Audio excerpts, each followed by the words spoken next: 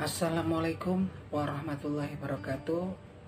Alhamdulillah wassalatu wassalamu ala rasulillah Nabina Muhammadin sallallahu alaihi wasallam wa ala alihi wa sahbihi wa mawala.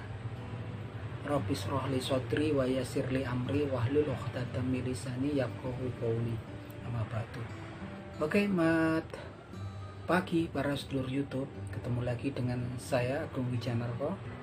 Oke para sedulur, seperti biasa di pagi hari ini saya pengen ngajak ngobrol para sedulur-sedulur saya, sobat-sobat saya, teman-teman saya yang sudah subscribe dan join di kanal YouTube saya ini untuk ngobrol-ngobrol santai seputaran hal-hal yang bersifat religius.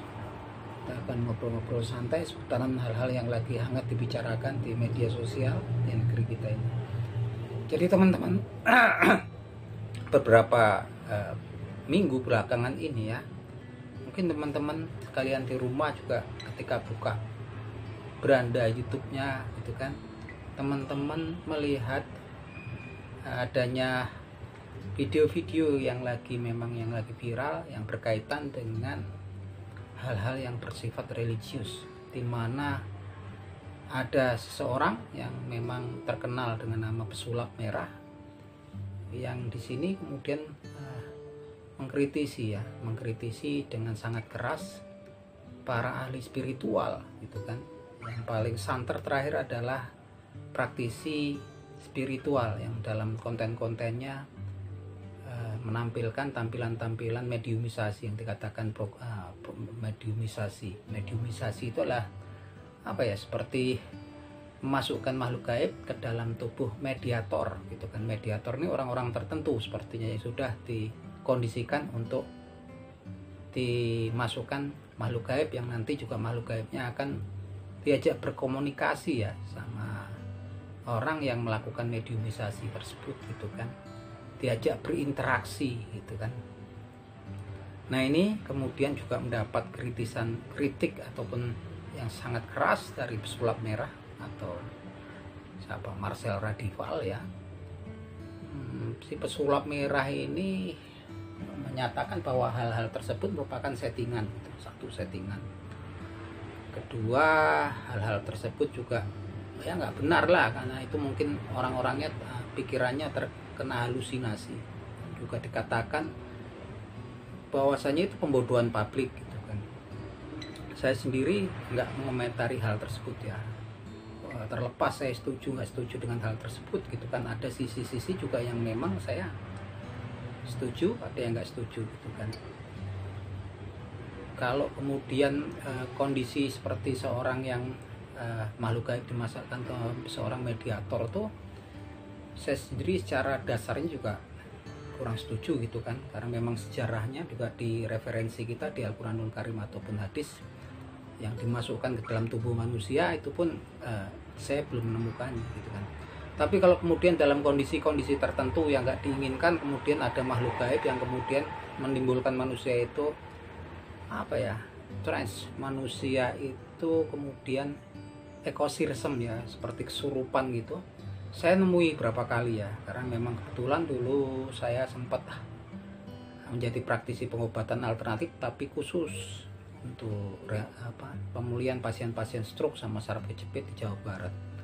Dalam proses-proses pengobatan yang sebelumnya nggak ada kaitan dengan kegaiban gitu, ternyata juga ada orang-orang tertentu yang kemudian tubuhnya, raganya dikuasai oleh makhluk gaib gitu kan. Dan alhamdulillah itu kan cukup dengan referensi kita di Al-Quranul Karim ataupun Al-Hadis dengan ayat-ayat suci yang ada di Al-Quranul Karim, alhamdulillah sebagian besar ya bisa kemudian diobati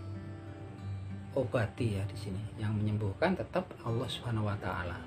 Nah, itu kalau dari sisi itu saya betul-betul saya bertemu nggak cuma 1-2 kali ya, mungkin sudah ratusan gitu kan. Waktu di Jawa Barat tuh sering saya ketemu gitu kan. Orang-orang yang sebelumnya juga saya nggak kurang mengerti gitu kan. Kebetulan memang kalau yang saya lakukan untuk pengobatan pemulihan pasien pasca stroke tuh nggak ada kaitannya sama sekali dengan hal-hal yang sifatnya religius, hal-hal yang sifatnya dengan agama ataupun hal-hal yang berkaitan dengan mistis, nggak ada sama sekali, karena disiplin ilmunya juga berbeda. Ini pemulihan pasien untuk memulihkan kemampuannya pulih lagi gitu kan, ataupun pasien-pasien stroke yang sudah mengalami komplikasi ya, sendinya, kemudian bahunya sudah frozen gitu kan, nggak ada kaitannya sama sekali gitu kan. Nah ini memang saya sering nemui ya dalam prosesnya, dan dulu sempat saya dokumentasiin ya, dari situ saya belajar banyak. Tapi intinya saya juga nggak setuju kalau nggak bisa masuk mutlak. Dia bisa masuk, tapi saya lihat memang dengan kondisi-kondisi tertentu ya, kondisi-kondisi tertentu. Dan saya sering tanya pasien-pasien saya, setelah saya tanya itu, setelah sadar itu kan mereka mengatakan memang rata-rata dari mereka pernah terafiliasi dengan kegaiban. Artinya dulu mereka pernah belajar hal-hal tertentu yang memang sepertinya kalau menurut saya membuka celah untuk makhluk gaib tersebut akan datang.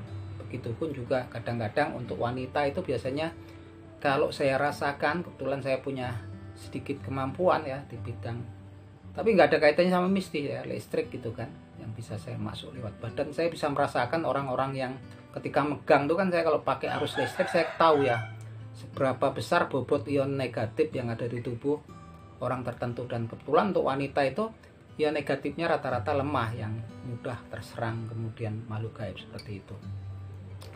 Dan itu benar adanya saya temui ya, walaupun di pengalaman saya temui orang-orang tersebut dikontrol raganya oleh makhluk gaib. Tapi ini kan memang nggak dikehendaki gitu kan, bukan saya yang bikin, bukan orangnya yang ingin gitu kan. Tiba-tiba memang kemudian ada yang terkoneksi. Begitupun juga ada beberapa ketika kalau di kampung halaman saya sini, orang yang menggunakan, saya bertemu ya, benda-benda gaib seperti susuk yang dipasang di jidat segala macam. Saya pernah ketemu kemarin, minta tolong, sepertinya suruh membuang lah. Saya kan juga bukan kompetensi saya di situ kan. Tapi ketika saya kemudian saya bacakan ayat-ayat suci Al-Quran gitu kan, juga ternyata memang kemudian sepertinya dia seperti susuk yang dipasang itu seperti receiver ya gitu kan. Kayaknya berkoneksi dengan makhluk gaib yang ada di dimensi lain. Itu kemudian ada makhluk gaib yang kemudian memang kemudian masuk ya. Masuk, kemudian ya alhamdulillah kemudian bisa disuruh pergi. Tapi yang utama sebetulnya di sini adalah akidah ya. Ketika orang tersebut mau minta diobati, kemudian dibacakan ayat-ayat suci Al-Quran berkali-kali, tapi kemudian akidahnya juga nggak dibenerin, seperti orang yang sakit pankreasnya karena minum minuman keras, berobat ke dokter, ke rumah sakit, tapi kemudian obatnya dikasih, proses pengobatan dilakukan, dia tetap kadang-kadang minum minuman keras. Itu kan akhirnya juga proses pengobatannya juga akan gagal ya. Artinya kalau saya temui semua, ketemu saya di Jawa Barat, kemudian beberapa di teman-teman di Yogyakarta sini ya, yang mengalami gangguan gaib seperti itu, saya bilang yang utama adalah akidahnya, betul-betul sadar betul gitu kan, bahwasanya berinteraksi ataupun melakukan amalan-amalan tertentu yang sebetulnya kita nggak tahu keilmuannya gitu kan, nggak ada referensinya. Referensi kita ini kan yang ada di Al-Quranul Karim dan Al-Hadis, itu saja menurut saya. Bahkan itu yang berkaitan itu kadang-kadang membaca ayat-ayat suci Al-Quran dengan bilangan-bilangan tertentu gitu kan, dengan keyakinan ayat tersebut memiliki kodam tertentu, itu pun ternyata bisa itu mendatangkan ini ya, mendatangkan makhluk gaib yang kemudian memang sewaktu-waktu kemudian bisa menguasai tubuh orang tertentu gitu kan. Saya temui berapa kali. Jadi tapi nggak perlu heran teman-teman, karena di Al-Quranul Karim sendiri diberitakan ya, difirmankan oleh Allah Subhanahu wa taala sebagai berikut. Bismillahirrahmanirrahim. Bismillahirrahmanirrahim. Walillahil asmaul husna fad'uhu bih wa zarul ladzina yulhiduna fi asma'i sayu'tyauna ma kanu ya'malun. Dan walillahil asmaul husna, dan kepunyaannya Allah lah asmaul husna, nama-nama yang baik. Fad'uhu bih, bermohonlah kamu kepadanya dengan menyebut namanya. Wa zarul ladzina yulhiduna fi asma'i, dan tinggalkanlah orang-orang yang menyimpang dengan menggunakan asmanya Allah tersebut. Sayu'tyauna ma kanu ya'malun, kelak mereka akan tahu gitu kan pembalasan, mereka akan mendapatkan balasan terhadap apa yang mereka berbuat. Dan dari ayat ini sendiri ketika kita berpikir ya tafakarun, kita berpikir di sini bahwasanya ternyata untuk asmanya Allah sendiri pun banyak orang yang difirmankan oleh Allah Subhanahu wa taala. Ada orang-orang yang nanti akan menyalahgunakan asmanya Allah gitu dalam penggunaannya. Dan kelak orang-orang tersebut akan mendapatkan balasannya langsung pada Allah Subhanahu wa taala. Dan kita memang kemudian diinstruksikan untuk meninggalkan orang-orang yang kemudian menyalahgunakan asmanya Allah Subhanahu wa taala gitu kan. Nah, berkaitan dengan pesulap merah sendiri, kalau saya lihat memang sudah offset nyelonong habis gitu kan, dan saya pikir saya memiliki hak gitu kemudian untuk juga melakukan edukasi. Kalau dia bilang dia juga mau melakukan edukasi. Pertama, kenapa? Karena memang dalam konten-kontennya terakhir sulap merah ini semakin agresif gitu kan, dengan berbungkus agama gitu kan.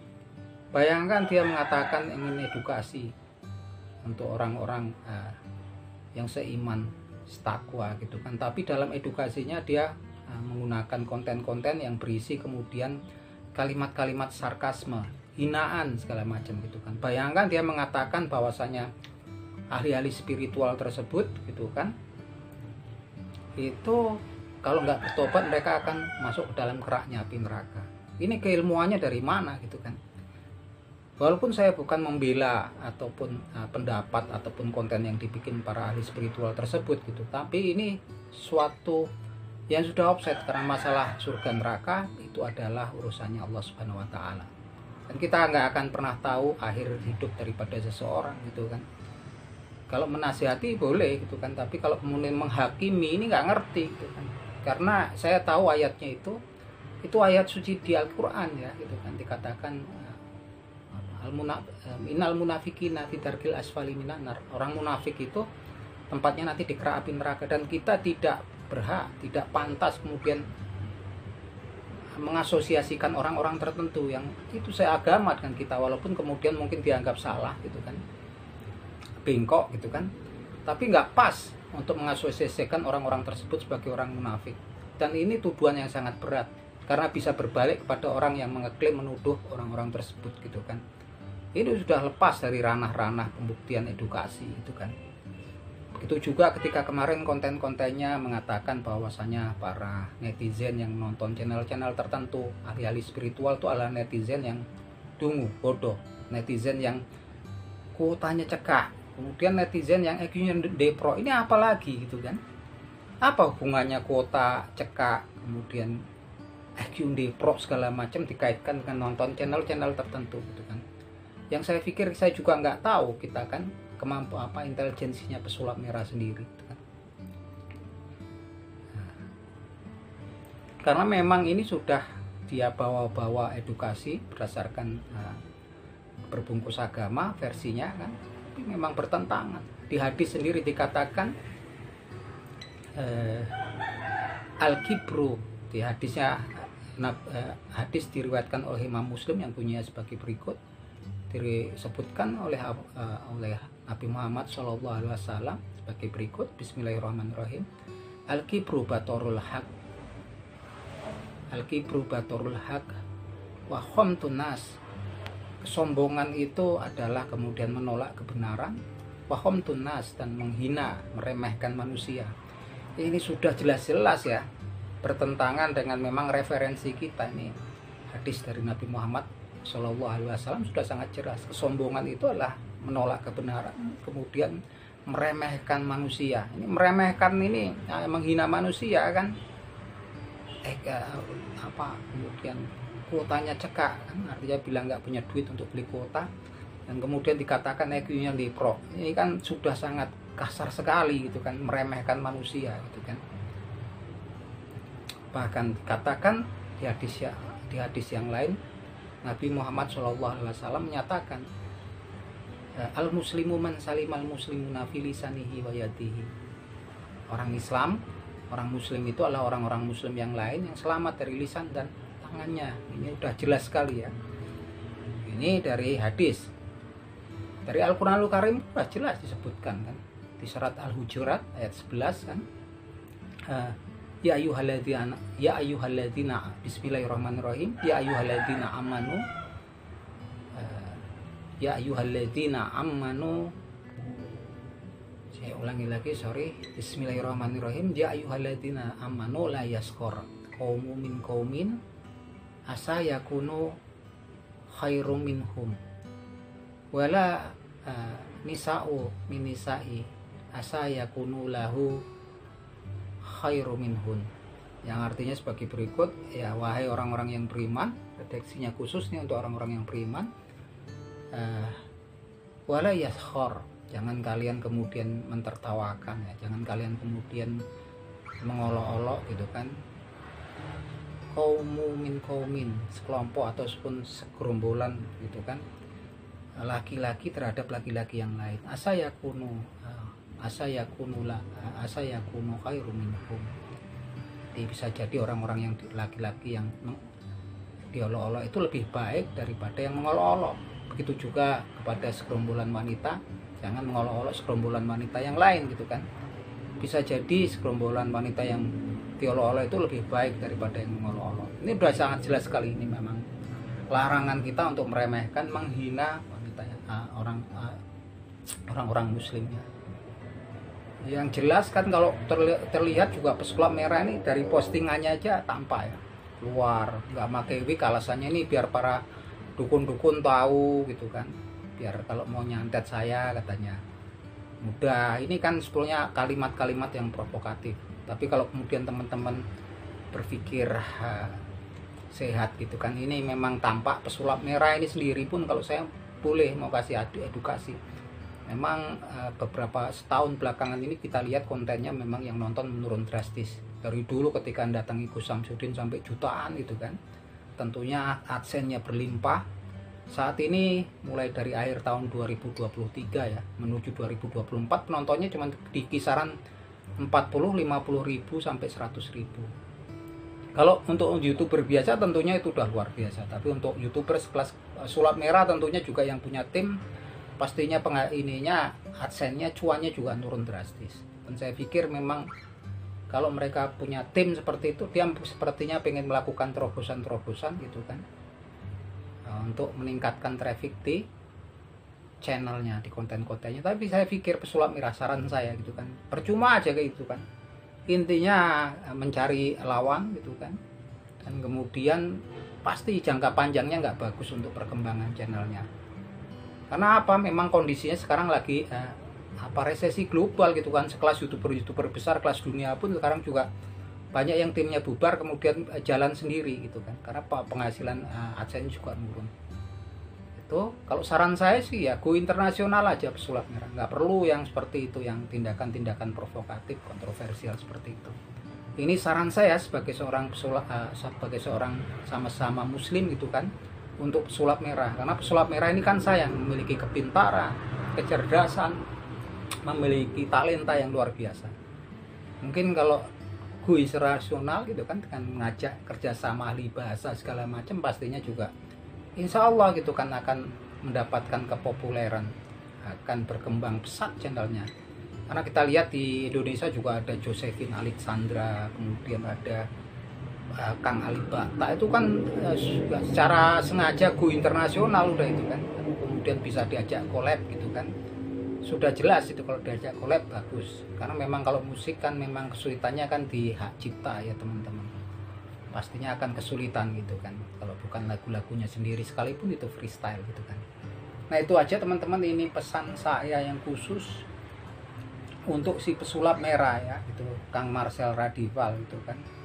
Semoga didengarkan itu kan, dan saya memiliki hak untuk mengedukasi teman-teman dan untuk memberikan saran kepada pesulap merah.